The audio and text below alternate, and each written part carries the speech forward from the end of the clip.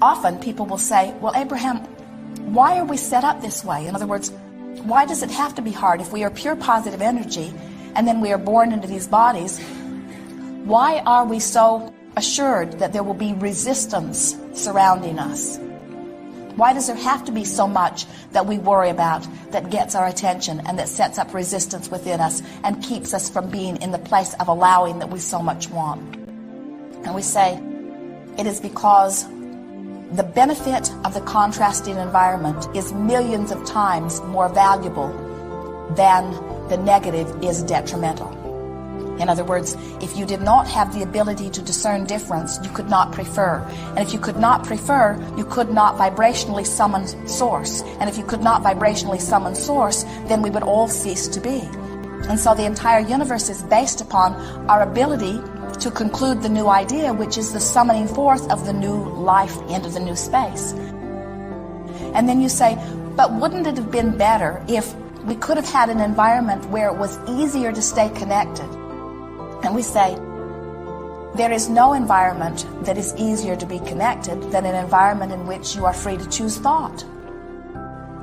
And you say, but it's hard to choose a thought that feels good when there's so much around me that feels bad. And we say, only because you haven't practiced it that way.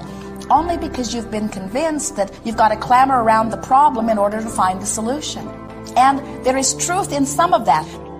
The clamoring around the problem is what is giving birth to the desire, you see. And so it's all an integral part of all of this. There are some who say that we should not encourage you to have desire. And yet we cannot stop you from having desire. The universe is established to produce desire.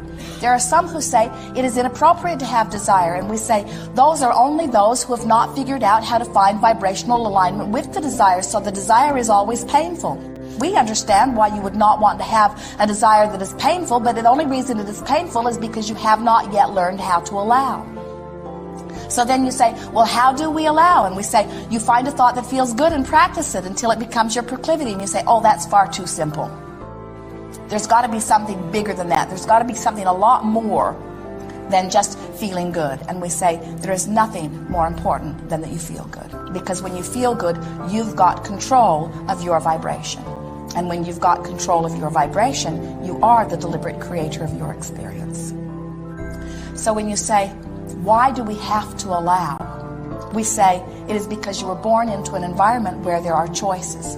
You were born into an environment where there is variety. In other words, if you lived in a household where everybody thought exactly the same way, and nobody had any contention about anything, everybody wanted everything exactly the same. You were all born to love pizza, and you were all born to love milk, and you were all born to love the color yellow, and you were all born to love hardwood floors instead of carpeted floors. And you were, in other words, if you were all born with these samenesses, you say, oh, we would get along so famously.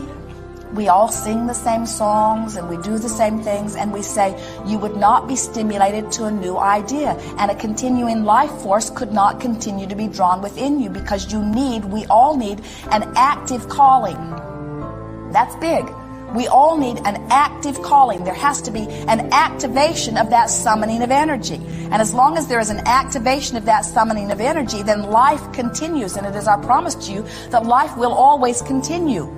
And so you say, well, this activation of this energy is a good thing, but my resistance to it is not a good thing.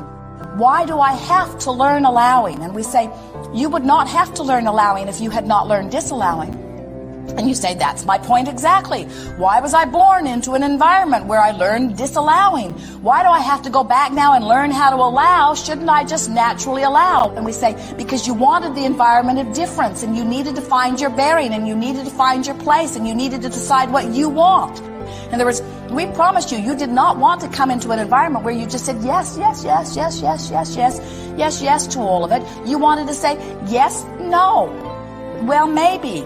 Well, what do I think? What do I conclude? What is my preference? Otherwise, your perspective has no value if you are not here to decide, to discern, to prefer something new, you see. So then you say, but I thought we are all one. And we say, we are all one, playing off one another for the purpose of coming up with a new idea. And you say, well, it's painful because now I have to learn how to allow all over again. And we say, you'll be all right. you can use your guidance system to know if you don't get too far from where you are, it's always easy to bring yourself back to center. And even if you do get far from where you are, it's still easy to bring yourself back to center. It just takes deciding that feeling good is worth something. And practicing with real determination to feel good for no other reason than to feel good. And in time you show yourself that allowing is not a big issue. It's easy to allow. In fact, it is your dominant proclivity. You would much rather love than not love. You know how we know that? When you don't love, you feel miserable. You would much rather praise than criticize. You know how we know that? Because when you criticize, you feel awful. And when you praise, you feel wonderful. You would much rather know your success and know your value than to feel that you do not have value. You know how we know? Because we feel your pain when you choose the other. In other words, we think that it must be so easy to know the stove is hot. In other words, that does not feel good. It does not feel good to put your hand on a hot stove. And we do not understand sometimes why it is so hard to take your hand off the stove. And you say, my mother had her hand on the stove, her mother had her hand on the stove.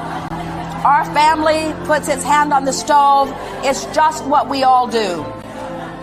The day I was born, they put my hand on the stove.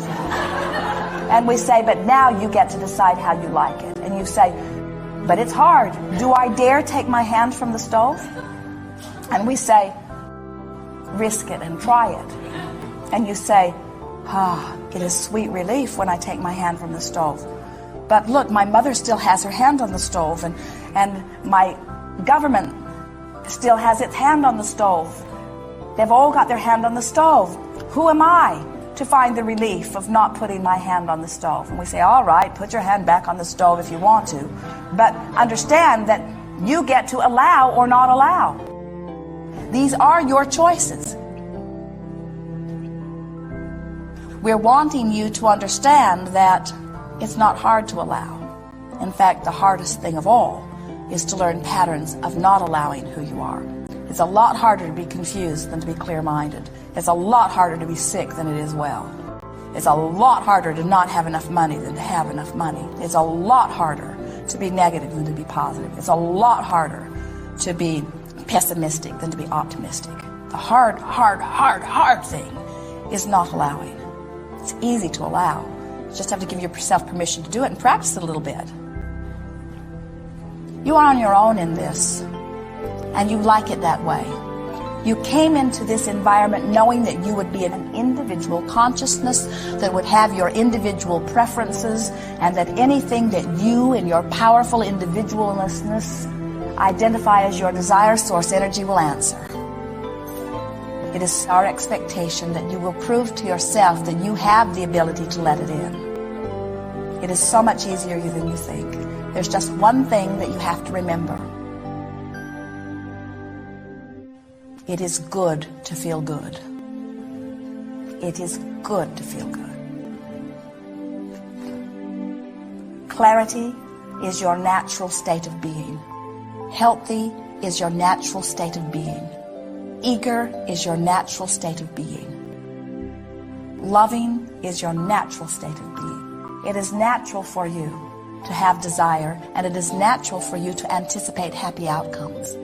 And it is natural for you to love, and it is natural for you to sing, and it is natural for you to play. It is natural for you to skip. It is natural for you to be joyful. It is natural for you to know well-being. It is natural for you to expand. It is natural for you to question. It is natural for you to find interest. It is natural for you to want more. And it is natural for you to feel good. And anything else is resisting the natural state of who you are. There is great love here for you. We are complete.